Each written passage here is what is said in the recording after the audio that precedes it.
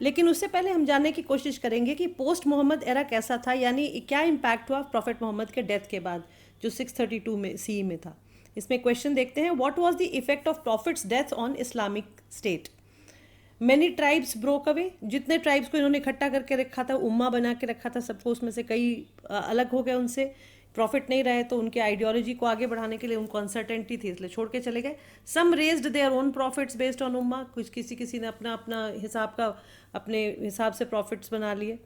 पहले जो खलीफा थे वो अबू बकर थे, जिन्होंने ये सारे रिवोल्ट्स को सप्रेस किया, और ऐसा कहते हैं कि Abu Bakr was the uncle of prophet Muhammad. उसके बाद सेकंड खलीफा जो थे वो उमर थे। He shaped Umar's policy of expansion of power by raids and establish tribal strength to conquer Byzantine empire in the west and Sasanian in east. तो consolidation का जो मेन काम था, क्योंकि अबू बकर सिर्फ 2 साल के लिए रहे थे और एज भी था उनका। सेकंड खलीफा जो उमर थे, उन्होंने मेन शेप दिया उम्मा पॉलिसी को, उनके एक्सपेंशन के पावर को, उनके रेड्स को, और उनकी पूरे जो ट्राइबल स्ट्रेंथ थी, जो उम्मा की जो कम्युनिटी स्ट्रेंथ थी, उनको इन्होंने कंसोलिडेट किया, इकट्ठा किया, रेड्स किए रिसोर्सेज को जनरेट करने के लिए, और कॉन्कर किया बाइजेंटाइन यानी यूरोप से लेके ससानियन यानी मिडल ईस्ट तक का पूरा जो ईस्ट वाला पार्ट था वो सारा उन्होंने कॉन्कर किया अंडर इस्लामिक स्टेट। बाइजेंटाइन पूरा क्रिश्चियनिटी से था, और ससानियन जो थे वो जोरास्ट्रियन थे, that is religion of Iran, और both were annexed by Arabs. अब इसमें कौन कौन से प्लेसेस आए, कौन कौन सी टेरिटरीज आई आफ्टर अरेबिया, और जो हमने पढ़ा था कि सीरिया और थोड़ा सा उसका पार्ट था, इराक का पार्ट था, मेसोपोटामिया का पार्ट था अंडर इस्लामिक स्टेट इनिशियली। अब कौन कौन से एरियाज अंडर आ गए, सीरिया, इराक, ईरान, इजिप्ट, ये सारे मदीना जो कैपिटल था इस्लामिक स्टेट का, उसके अंडर में आ गए। कौन कौन से प्लेसेस एक बार फिर देखते हैं, सीरिया, इराक, ईरान और इजिप्ट। फिर एक क्वेश्चन यहाँ पे आता है, what were the reasons of Arab success. ये जितने भी अरब फाइट कर रहे थे या जो खलीफा थे, इनके जीतने का क्या कारण था। 3 चीज़ें थी जो बहुत मैटर करती थी इनके लिए। पहला मिलिट्री स्ट्रैटेजी, दूसरा religious fervour that is passion, and weakness of opposition. इनकी मिलिट्री बहुत स्ट्रांग थी, बहुत अरेंज थी, काफ़ी ट्रेंड थी। फिर इनका जो रिलीजियस पैशन था इस्लामिक स्टेट को बनाए रखने का, बरकरार रखने का, वो काफ़ी था इनमें, और इनके ऑपोजिशन कुछ जो थे वो वीक हो रहे थे। फिर आए थर्ड खलीफा जिनका नाम था उस्मान, and he extended the empire to central Asia. उसके भी और आगे बढ़ा के अफगानिस्तान तक वो लेके गए इसको, अपने इस्लामिक स्टेट को। And within a decade of prophet's death, जो हमने शुरू में पढ़ा था, Islamic state of Arab conquered territory between Nile, Egypt to Oxus, जिसको अमू दरिया कहते हैं, सेंट्रल एशिया एंड अफगानिस्तान। तो जो अरेबिया से शुरू हुआ था रिलीजन, और उसमें सिर्फ उस समय इराक और थोड़ा सा सीरिया था, उसके बाद जो धीरे धीरे ईरान और इजिप्ट को जिसने इंक्लूड किया, वो अब इजिप्ट से लेके अफगानिस्तान तक का पूरा एरिया जो था वो इस्लामिक स्टेट के अंडर में आ चुका था after the effort of these खलीफाज। एंड आज भी this area is still under Muslim rule. इतने बड़े एम्पायर को या इतने बड़ी टेरिटरी को ये जो कैलिफ्स थे या खलीफा जो थे वो कैसे कंट्रोल करते थे। तो क्वेश्चन यहाँ पे होगा, how did caliph design the administrative structure of Arabia. किस तरह से उन्होंने उसको डिज़ाइन करके रखा था एडमिनिस्ट्रेशन चलाने के लिए। कैलिफ इम्पोज्ड, इसको ए बी सी और डी में पार्ट में डिवाइड करेंगे हम इस आंसर को। ए था कि a new administrative structure headed by governors and tribal chief. Governors को अमीर कहा जाता था और ट्राइबल चीफ को अशरफ कहा जाता था। तो पूरा एडमिनिस्ट्रेटिव स्ट्रक्चर जो था वो इनमें डिवाइडेड था, अमीर्स में और अशरफ्स में। ये लोग लुक आफ्टर करते थे अपनी अपनी एरियाज़ को, और ये सारा मेन पावर किसके हाथ में था, खलीफा के। और खलीफा के अंडर अमीर और अशरफ होते थे जो अपनी अपनी टेरिटरीज़ को, डिफरेंट प्रोविंसेस को देखते थे।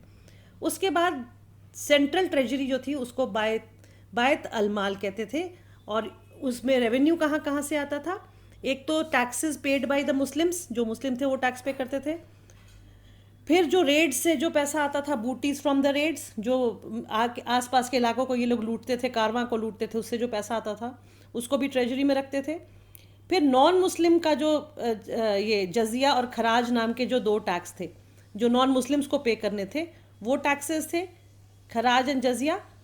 और उसके बाद इस उसमें ये 3 तरह के टैक्स थे। और नॉन मुस्लिम्स को जो प्रोटेक्ट करने के लिए सब्जेक्ट, वो भी एक सिस्टम था जिसको ज़िमी या धिमीज़ कहा जाता था। इनको ऑटोनॉमी मिली हुई थी, इनको अपने with in their own community they were autonomous, लेकिन इनको टैक्स देना पड़ता था खराज और जजिया के नाम से। फिर आया कैलिफ सोल्जर्स जो थे, जो Bedouin set in Kufa and Basra desert city to help caliph. पूरे उनको आर्मी को बॉर्डर एरियाज़ में, जिसको कुफा और बसरा नाम की जगह है, वहाँ पे आपके वहाँ पे इनको अपॉइंट किया गया था। और जो सोल्जर्स थे वो बेडुइन ट्राइब के थे मेनली, बिकॉज वो वॉरियर थे, उसको कंट्रोल करने के लिए। तो ये 4 तरीक़ों से एडमिनिस्ट्रेटिव डिज़ाइनिंग को इन्होंने सेटअप किया था अरब खलीफाज ने। एडमिनिस्ट्रेटिव डिज़ाइन के बाद हम देखेंगे प्रॉब्लम्स जो अरब्स ने फेस किया यूनिफिकेशन और एक्सपेंशन में, अपनी टेरिटरी को बढ़ाने में और उसको यूनाइट रखने में क्या क्या प्रॉब्लम्स फेस किया। उसके लिए क्वेश्चन है, what problems were faced by Arabs in unification and expansion. इसमें डिफरेंट पॉइंट्स हैं जो टेरिटोरियल एक्सपेंशन से रिलेटेड है। पहला है unity of Umma became threatened bye conflict over resources and offices. ये हमने पहले भी डिस्कस कर चुके हैं कि 2 बोन ऑफ कंटेंशन था, एक रिसोर्सेज और एक ऑफिस की पोस्ट और रैंक के लिए लोग लड़ते थे, और रिसोर्सेज किसके पास कितना रहेगा उसके लिए लड़ाई होती थी। फिर उस वजह से प्रॉब्लम फेस करना पड़ता था अरब्स को। फिर दूसरा था रूलिंग क्लास से रिलेटेड। कुरैश ट्राइब के जो मक्का के थे, जिसके प्रॉफिट मोहम्मद थे, उसके जो 3rd कैलिफ थे वो उस्मान थे, और उन्होंने he imposed more control with his man and therefore he got killed due to opposition in Iraq, Egypt and Medina. उनका जो कंट्रोल था वो काफ़ी ज़्यादा था लोगों के ऊपर, खास करके इराक, इजिप्ट, मदीना के एरिया में। उस वजह से वहाँ के लोगों ने उनसे they were angry and they killed him. Where in Iraq, Egypt and Medina, वहाँ पे opposition हुआ इनके लिए, और and he finally got killed. फिर तीसरा जो प्रॉब्लम फेस करना पड़ा था, that was rift deepened as Ali became 4th caliph. Usman जो 3rd कैलिफ थे, उनके असैसिनेशन के बाद अली जो प्रॉफिट मोहम्मद के सन इन लॉ थे, उनको 4th कैलिफ बनाया गया या खलीफा बनाया गया। और इनके साथ हिस्ट्री जुड़ी हुई है कि he fought 2 wars against Meccan aristocracy. Then Muslims were, इनके टाइम में मुस्लिम डिवाइड हो गए थे 2 सेक्ट्स में, शिया और सुन्नी में, और शियाज जो थे वो सपोर्टर ऑफ अली थे। शिया यानी पार्टी, अली के जो पार्टी के थे वो उनके सपोर्टर थे। अली सेटल हुए कोफा में, और उन्होंने आयशा जो मोहम्मद की जो 2nd वाइफ थी उनको डिफीट किया, उनको हराया, जिसको कहते हैं battle of camel in 657 CE। उसमें उन्होंने आयशा को हरा दिया। But Ali could not defeat Muawiya, एक गवर्नर था सीरिया का और उस्मान का रिश्तेदार था, उसका नाम मुआविया था, उसको अली नहीं हरा पाए। और finally Ali's battle at Siffin, जो नॉर्दर्न मेसोपोटामिया में एक जगह है Siffin, that ended in truce, and so some remained loyal to him and some left Ali's camp who were called खारजीज। अब यहाँ पे क्या होता है कि जो नॉर्दर्न मेसोपोटामिया में एक जगह है सिफिन, जहाँ पे इनको अली का जो बैटल हुआ, उसमें कुछ लोग उनके जो लॉयल थे वो उनके साथ रहे, कुछ ने अली का कैंप छोड़ दिया या अली का साथ छोड़ दिया, और जिन्होंने साथ छोड़ा उनको कहते थे खारजीज। और finally Kharijis they killed Ali in mosque at Kufa, उसी कुफा जहाँ पे सेटल्ड थे अली, या जो कैपिटल था अली का, वहीं पे मस्जिद में उनको मार दिया गया। और मारने वाले कौन से थे? खारजीज थे, जिन्होंने साथ छोड़ दिया था अली का। अब यहाँ पे एक टर्निंग पॉइंट है, यहाँ से खलीफा सिस्टम से डायनेस्टिक रूल की तरफ हम बढ़ेंगे। कैसे? फ्रॉम 661 टू 750 का जो पीरियड था, 661 से लेकर 750 ईस्वी का जो पीरियड था, उसमें मुआविया जो कुरैश ट्राइब का था, उसने उमायद डायनेस्टी की स्थापना की, यानी he founded Umayyad dynasty and he himself became the caliph, next caliph. जबकि ये 4 कैलिफ्स का ही इंपॉर्टेंस है, but still Muawiya also called himself caliph, and because he also belonged to Quraysh tribe. Then under Umayyad second round of consolidation took place.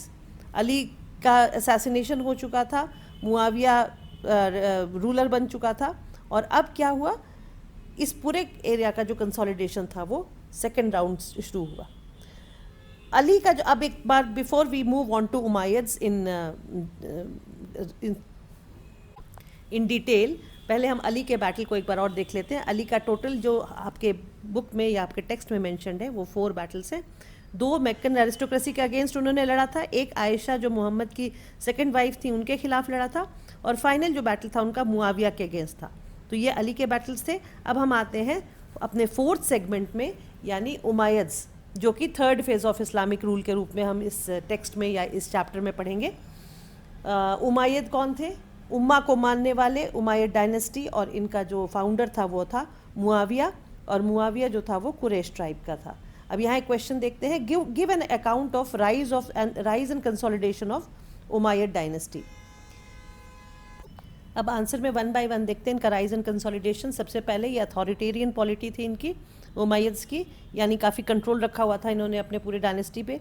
Then they implemented political measures which consolidated their leadership within the उम्मा। ऐसे rule regulation इन्होंने बनाए हुए थे कि उनकी जो उम्मा यानी कम्युनिटी थी वो यूनाइट होकर रहती थी, कंसोलिडेट होकर यानी जुड़ के रहती थी और इनकी लीडरशिप को मानती थी। मुआविया जो था वो फर्स्ट उमैयद कैलिफ था, अपने आप को उसने डिक्लेयर किया था।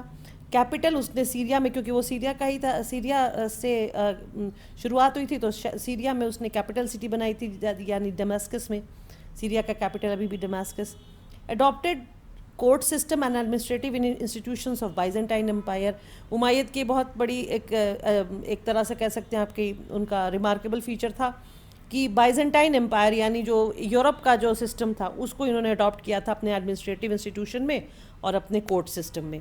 और इनकी जो डायनेस्टिक रूल थी वो सक्सेशन की थी, यानी उसके बाद उनका बेटा वुड बिकम अ सक्सेसर, और इनका 90 ईयर्स तक का रूल माना गया है। बिफोर वी मूव फॉरवर्ड, एक पॉइंट आपको यहाँ पे जो पिछले वाले सेगमेंट का था वो मैं आपको बताती चलूँ। अली के जो बेटे थे हुसैन, वो अली के बाद जब उन्होंने रूल संभाला, which did not go for, because उसके बाद हम स्विच ओवर मुआविया पे कर देते, फिर भी आई शुड मेंशन कि वो हुसैन जो थे वो भी रिस्पेक्ट, अली के जो फॉलोअर्स थे, जो शिया थे, वो उनको काफ़ी फॉलो करते थे या उसको रिस्पेक्ट करते थे, बहुत रिवियर्ड थे उनके बीच में। और यहाँ जो मुआविया का देखते हैं हम, मुआविया ने दमास्कस में कैपिटल, क्योंकि वो गवर्नर था सीरिया का, इसलिए उसने दमास्कस में अपनी कैपिटल बनाई थी। उसके बाद आते हैं इसके imperial power. Imperial power was not Islam based, it was based on statecraft. So पूरा, क्योंकि उन्होंने बाइजेंटाइन को कॉपी किया था तो स्टेट क्राफ्ट पे ज़्यादा जोर देते थे, तो रिजिड इस्लामिक सिस्टम जो था उसको नहीं फॉलो किया था उमैयद्स ने। उसके बाद सीरियन ट्रूप्स की जो लॉयल्टी थी वो इनके साथ थी, क्योंकि शुरू से इनके साथ थे, और इनके एडवाइज़र्स जो थे वो क्रिश्चियन थे, और इनके स्क्राइब्स और ब्यूरोक्रेट्स जो इनके लिए लिखते थे, डॉक्यूमेंटेशन इनका करते थे, या इनकी बाकी जितने भी टेक्स्ट लिखते थे वो ज़ोरास्ट्रियंस थे, और ब्यूरोक्रेट्स भी इनके ज़ोरास्ट्रियंस थे। फिर रिलीजन इनका मेन इस्लाम था, और इसमें but that did not mean that it was included with the statecraft, or they always appealed for unity and they suppressed rebellion in name of Islam. कोई rebellion जब होता था तो इस्लाम के नाम पे ही होता था, लेकिन अगेन आई रिपीट कि जो इनकी जो imperial पॉलिसी थी वो स्टेट क्राफ्ट की थी। और उसके बाद इन्होंने अपनी जो सोशल आइडेंटिटी थी वो अरब के रूप में ही रिटेन करके रखी हुई थी, that they said that they belong to Arab community. उसके बाद एक और उमैयद के बारे में मेंशन है यहाँ पे, अब्दुल मलिक, जो 685 से 705, 685 से 705 सी में था, वो भी उमैयद था। He adopted Arabic as language of administration, क्योंकि अरब से ये लोग अपने आप को आइडेंटिफाई करते थे, तो अब्दुल मलिक को भी सूट करता था, वो अरबिक को उसने लैंग्वेज बनाया एडमिनिस्ट्रेशन का। और उसके बाद इस्लामिक कॉइनेज को उसने शुरू किया था, जिसको दिनार कहते थे, और ये दिनार गोल्ड का होता था, और एक सिल्वर का जो करेंसी थी उसको दिरहम कहते थे। और दिनार जो था उसने कॉपी कहाँ से किया था? बाइजेंटाइन से किया था, और बाइजेंटाइन के और ईरानियन कॉइन्स से, जिसमें डेनेरियस और ड्रैकम को ये आपको इसमें पिक्चराइज किया गया, आप देख सकते हैं अपने बुक में, फिगर पेज 84 और 83 में, अगर आप देखें 84 में, एक्चुअली बॉक्स है 84 में, वो देखें, और फिगर जो देखें 84 में, इन दोनों का मेंशन आता है अब्दुल मलिक के टाइम का। और ड्रैकम जो था ईरानियन कॉइन्स था, उसमें जो पिक्चराइज किया है उसमें फायर ऑल्टर है, crosses with Greek and Pahlavi जो लैंग्वेज था ईरान का, उसका इंस्क्रिप्शन में बना हुआ है। गोल्ड दिनार जो था it was with Arabic inscription, जो आप बॉक्स में जो मैंने आपको कहा पेज 84 पे। और अब्दुल मलिक का जो अरब इस्लामिक सोसाइटी को उसने मेंशन किया है। एंड पेज 84 पे फिगर जो आप देखें उसमें he built a Dome of Rock in Jerusalem. तो ये एक काफ़ी प्लूरलिस्टिक सॉर्ट ऑफ प्रेजेंटेशन यहाँ आपको मिलेगा। इसके बाद आते हैं हम फिफ्थ सेगमेंट पे, जो उमैयद के बाद जो डायनेस्टी थी वो एबसिड रेवोल्यूशन कहलाया या अब्बासीज़ का रेवोल्यूशन कहलाया। बैक क्वेश्चन नंबर 2 आप देखिए एनसीईआरटी का अपनी बुक का। इसमें क्वेश्चन है what is meant by Abbasid revolution. Abbasid जो थे या जिनका वो कहाँ से शुरू हुए थे, सबसे पहले ये जानना ज़रूरी है। Descendant of Abbas, that is profits uncle, profit के जो अंकल थे अब्बास, उनके नाम से एबसिड जो डायनेस्टी थी उसको शुरू किया गया था। And they had promised the people that a messiah, that is महदी जिसको कहते थे, would liberate them from Umayyad. Umayyad से क्योंकि अब्बासिड्स को शायद लगने लगा था कि उमैयद जो हैं वो इस्लाम को पूरी तरह से नहीं अपना रहे, इसलिए उनसे छुटकारा पाना ज़रूरी है मुस्लिम्स को, इसलिए उन्होंने प्रॉमिस किया कि we will see to it that you get liberated from Umayyad. उसके बाद ये जो मूवमेंट शुरू किया उसको दावा कहा, एंड उसके अंडर में, उस मूवमेंट के अंडर में इन्होंने उमैयद को ख़त्म कर दिया। Abbasids were of Meccan origin from Khurasan. आपको जैसे मैंने बताया था कुरैश थे, जो मुआविया था वो कुरैश था और गवर्नर था सीरिया का, लेकिन एबसिड जो थे वो मक्कन ओरिजिन के थे और खुरासन नाम की जगह के, जहाँ ईरान में जो खुरासन नाम की जगह है वहाँ से थे। And then they portrayed Umayyads as evil, जैसा क्योंकि उन्होंने शुरू में ही डिक्लेयर कर दिया था we will liberate you from Umayyads, तो उनको ईवल के रूप में देखते थे। And they were mixed Arab Iranian population, इनका जो एबसिड्स का जो पॉपुलेशन था वो mix of Arab and Iranian था, जबकि जो उमैयद्स थे वो सिर्फ अरबिक थे और इनके सोल्जर्स जो थे वो Iraqi, that is from Mesopotamia. इनकी जो आर्मी जो थी उसको कौन लीड करते थे? ईरानियन स्लेव, जो बहुत एक फेमस ईरानियन स्लेव का यहाँ पे मेंशन है, अबू मुस्लिम नाम था उसका, वो इनके आर्मी को उस समय में लीड करता था। अब हम देखेंगे कि इन्होंने उमैयद्स के अगेंस्ट अपने आप को क्यों कंसोलिडेट किया या क्यों, why did they join against Umayyads. Arabs of Khurasan disliked Umayyads for some reason. Which were the reasons? For making false promises of tax concession and privileges. अबसिड ये जो थे खुरासन के जो अरब्स थे जो बाद में अब्बासी बने बाद में जाके, उनको सबसे ज़्यादा गुस्सा क्या था उमैयद से कि इन्होंने फॉल्स प्रॉमिस किया था कि टैक्स कंसेशन देंगे और कुछ प्रिविलेजेस देंगे जो उनके हिसाब से इन्होंने नहीं दिया था। और दूसरा जो ईरानियन मुस्लिम्स जो थे जिनको मवाली कहा गया है, they hated Umayyads because of race conscious nature of Arabs. अरब सुन्नी थे, ईरानियन शियाज थे, तो नेचुरली इनके में रेस कॉन्शियसनेस या रेस का झगड़ा था। Under Abbasids Arab influence decreased and Iranian culture increased. इस वजह से जब अब्बासिड्स आए उमैयद्स को हटा के, तो इनका ईरानियन कल्चर ज़्यादा डेवलप किया या इंक्रीज़ हुआ और अरब कल्चर धीरे धीरे कम होने लगा।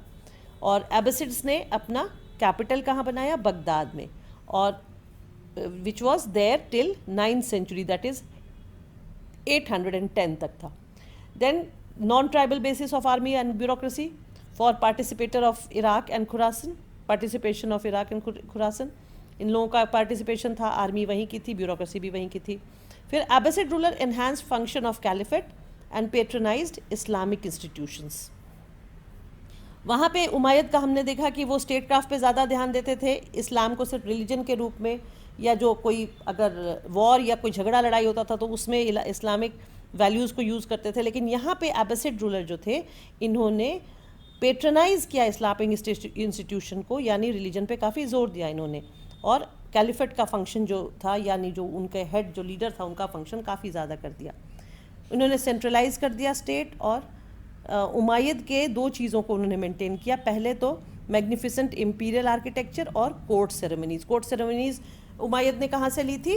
बाइजेंटाइन से। इसको इन्होंने, क्योंकि इनको शायद अच्छी लगती होगी, तो इन्होंने इसको कंटिन्यू किया, और उनका जो आर्किटेक्चरल जो ये इम्पीरियल आर्किटेक्चर का जो मैग्निफिसेंस था उसको कंटिन्यू किया, जो हमने पेज 84 पे हमने जेरूसलम के मॉस्क में। अब फाइनली हम देखेंगे डिक्लाइन ऑफ अब्बासिड्स, जो हमारा 6th सेगमेंट का फर्स्ट पार्ट होगा। लेकिन पहले मैं थोड़ा सा यहाँ डिस्कस कर लूँ आपसे, उसके बाद we will start with the second phase of Islamic history, जिसमें हम उसको कंप्लीट देखेंगे। तो एबसिड के डिक्लाइन का सबसे बड़ा प्रॉब्लम क्या था, एबसिड्स ने अपना टेरिटरी इतनी ज़्यादा बढ़ा ली थी, और जैसा मैंने आपको बताया था कि बगदाद को कैपिटल बनाया था, तो बगदाद पे तो इनका कंट्रोल था, लेकिन बहुत दूर दूर की जो इनकी टेरिटरी थी उससे धीरे धीरे इनका कंट्रोल हट रहा था। शायद वो कम्युनिकेशन के प्रॉब्लम की वजह से वो उसको कंट्रोल नहीं कर पा रहे थे। उसके अलावा आपको ये भी बताया मैंने कि जो एबसिड्स थे वो प्रो ईरानियन थे, because they belong to that area and Arabs के अगेंस्ट थे। तो इसमें अब क्या शुरू हुआ, conflict between pro Arab and pro Iranian faction जो था आर्मी और ब्यूरोक्रेसी में। आर्मी और ब्यूरोक्रेसी में मैंने आपको बताया था कि mix type of people were there, तो आपस में अरब्स भी थे और ईरानियन भी थे, आपस में उनकी लड़ाई होने लगी। और आर्मी और ब्यूरोक्रेसी आपको पता है कि बैकबोन होता है किसी भी एडमिनिस्ट्रेशन का, और वहाँ पे जब लड़ाई होने लगी तो naturally they had to decline. उसके बाद 810 में जो फिफ्थ एबसिड कैलिफ थे जिनका हारून अल रशीद नाम था, उनके बेटे अमीन एंड मामुन, वो उनकी लड़ाई हुई अपने सपोर्टर्स के साथ, आपस में आगे जाके लड़ाई हुई। यहाँ तक आप समझिए कि ये डिक्लाइन का मेन कारण था। बाकी हम नेक्स्ट सेगमेंट में करते हैं। Next segment will be our sixth segment which is the second phase of Islamic history, that is 900 to 1200। जो मैंने आपको चैप्टर के शुरू में बताया था कि इस्लामिक हिस्ट्री को अगर हम दो पार्ट में डिवाइड करें तो फर्स्ट पार्ट में आपका प्रॉफिट मोहम्मद का होगा, उसके बाद 4 खलीफाज का होगा, उसके बाद आपका उमैयद्स एंड एबसिड डायनेस्टी का। सेकेंड फेज़ हम शुरू करते हैं राइज ऑफ सुल्तान से, जिसमें 900 to 1200 CE का पीरियड है। That is the Islamic history.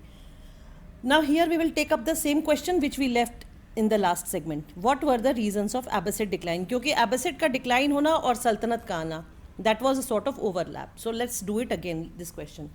उसका आंसर क्या होगा? From 9th century Abbasid state became weaker.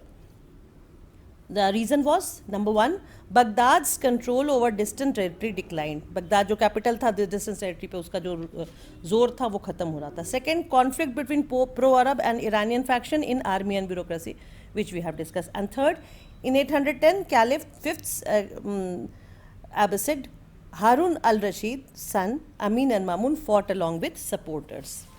उसके बाद क्या होता है, ये conflict के बाद what happened? This created factionalism and new power block of Turkish slaves officers came up that was called Mamluk. Slave को मामलुक कहा जाता था, इसलिए इसको इनका नाम रखा गया मामलुक। और ये लड़ाई की वजह से एक थर्ड टाइप ऑफ पावर आ गया जिसको कहते थे, जो टर्क्स थे इनको टर्किश स्लेव्स ऑफिसर्स कहा गया, जिनको मामलुक कहा गया। उसके बाद with the rise of many local powers and difference between Shias and Sunnis orthodoxy, Abbasid power was limited to central Iraq and western Iran. वहीं से शुरू हुआ था ईरान से और वहीं जाके ख़त्म हो गया।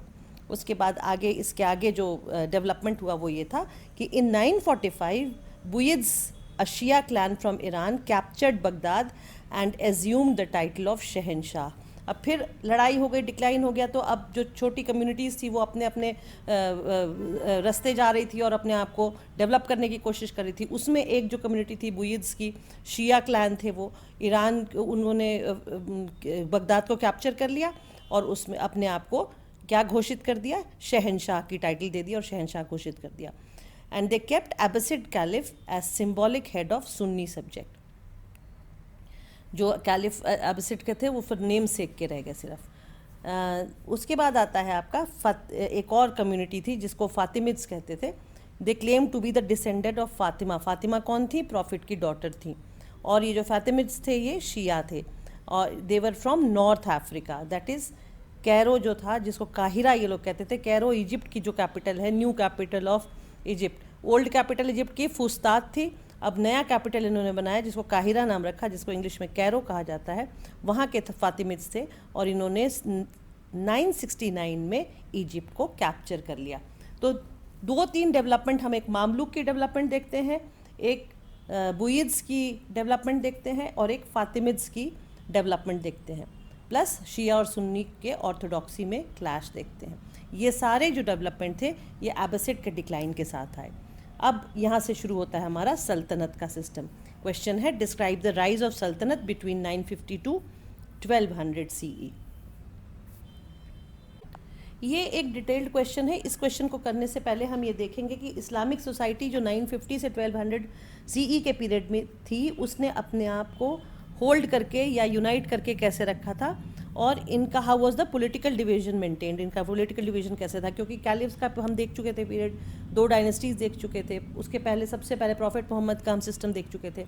अब यहाँ पे क्योंकि सुल्तान थे या सल्तनत पीरियड था, इसमें जानना ज़रूरी है कि इनका पॉलिटिकल डिवीजन कैसे मेंटेन होता था और कैसे इनका जो इनकी यूनिटी थी वो बरकरार रहती थी। तो पहले ये क्वेश्चन देखेंगे, उसके बाद हम जो मेन क्वेश्चन है describe the rise of sultan sultanate between 950 to 1200 C देखेंगे। So coming to this question, present question, इसका आंसर ऐसे होगा कि common economic pattern, cultural pattern और सोसाइटी तीनों ने मिल के इस्लामिक सोसाइटी और इनकी जो सोसाइटी थी उनको पूरे सोशल सिस्टम को या पूरे पॉलिटिकल सिस्टम को एक करके रखा था। क्या क्या चीज़ें थी? कॉमन इकोनॉमिक पैटर्न जो था, यानी पूरे सल्तनत का जो इकोनॉमी थी वो एक तरह से चलती थी, एक तरह से कल्चर चलता था इनका, इस वजह से सोसाइटी स्ट्रांग थी, इसलिए it kept the Islamic society together. उसके बाद political division was maintained by separation between state and society, यानी पॉलिटिकल पावर अलग था, सोशल अलग था। उसके बाद development of Persian as Islamic high culture language, पहली बार अब हम देखेंगे कि अरबिक लैंग्वेज जो अभी तक चल रहा था उससे शिफ्ट हुआ पर्शियन लैंग्वेज की तरफ, क्योंकि ये ईस्ट की तरफ बढ़ रहे थे, ईरान की तरफ। उसके बाद maturity of dialogue between intellectual and tradition, Persian culture और लैंग्वेज के साथ आते ही इनकी जो भाषा थी वो इंटेलेक्चुअल ट्रेडिशंस जो थे वो सब काफ़ी मेच्योर होने लगे। और scholars, artist and merchants moved freely, क्योंकि इनका एक प्रॉपर कल्चरल पैटर्न था, एक इकोनॉमिक सिस्टम जो था वो काफ़ी स्ट्रॉन्ग था, इस वजह से जो स्कॉलर्स, आर्टिस्ट और मर्चेंट थे उनका काम बहुत अच्छे से चलता था, क्योंकि फ्रीडम मिली हुई थी उनको अपना काम करने की। उसके बाद द मुस्लिम पॉपुलेशन इंक्रीज, जब आप प्रॉस्पेरिटी होती है, सोसाइटी अगर पीसफुल होती है तो नेचुरली पॉपुलेशन इंक्रीज, क्योंकि ज़्यादा से ज़्यादा लोग आके वहाँ काम करना चाहते हैं। उसके बाद identity of Islam as religion and cultural system became sharper.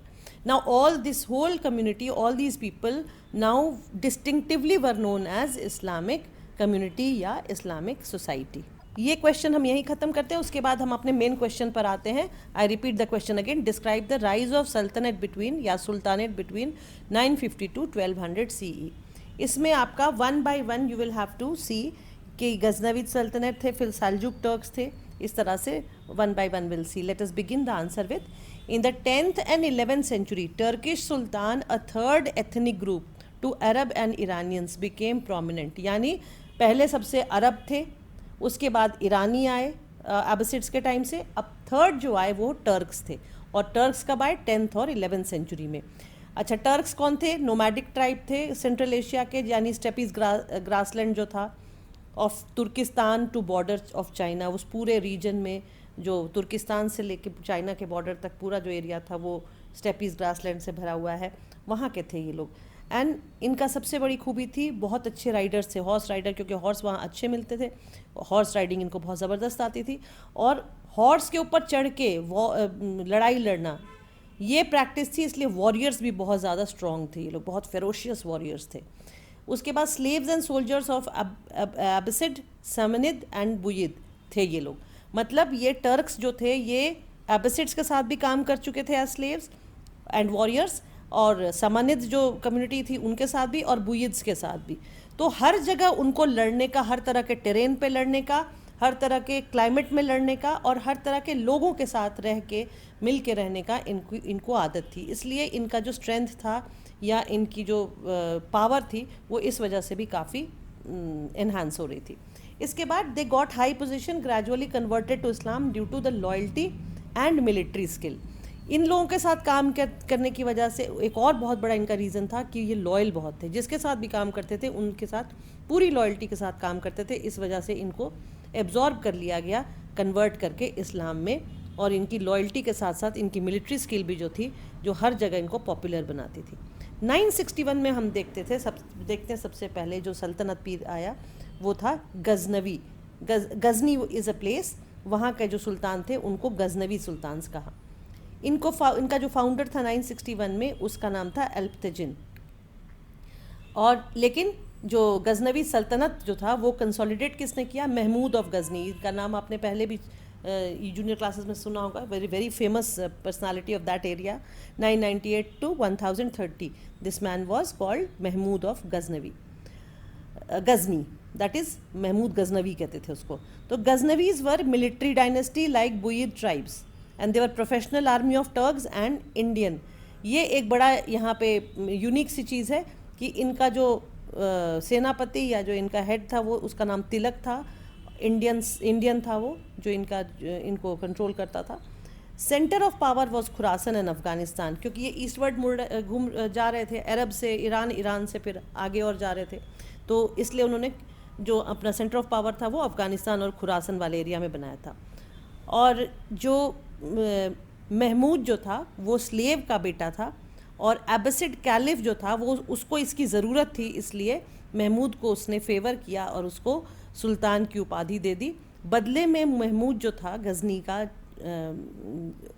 उसने वो, he was a Sunni and he was eager to become a sultan by the caliph. आपस में Mahmud was very strong, he favoured caliph and caliph favoured him by making him sultan. उसके बाद हम देखते हैं एक और कम्युनिटी टर्क्स की, उनको सल्जुक टर्क्स कहते हैं। महमूद ऑफ गजनी के मरने के बाद they took over. Following the death of Mahmud of Ghazni, Seljuk Turks conquered Khurasan in 1037 और अपना कैपिटल इन्होंने उस जगह पे निशापुर को बनाया। There is a place called Nishapur. And Seljuk turned to Persia and Iraq and ruled, which was previously ruled by Buyids. And 1055 में they restored Baghdad to Sunni rule. बाद में उन्होंने वापस उसको रिटेन कर लिया और अपना सुन्नी रूल उसको पे इस्टेब्लिश कर लिया। अब आते हैं हम थोड़ा और आगे बढ़ें। After the Seljuk Turk we come on to 11th to 13th century development. 11 to 13 century जो था उसमें दो प्रोमिनेंट डेवलपमेंट हम देखेंगे। एक तो conflict between Christians and Arab, जिसको क्रूसेड कहा गया, और दूसरा था threat from Mongols to the Muslim world in 13th century. तो दो तरीके से अरब्स को प्रॉब्लम यहाँ फेस करना पड़ा, एक क्रिश्चियंस की वजह से, दूसरा मंगोल्स की वजह से। डियर स्टूडेंट्स, अगर मेरा वीडियो पसंद आया हो तो इसे अपने फ्रेंड्स के साथ शेयर करें, लाइक करें और चैनल सब्सक्राइब करें। Thank you.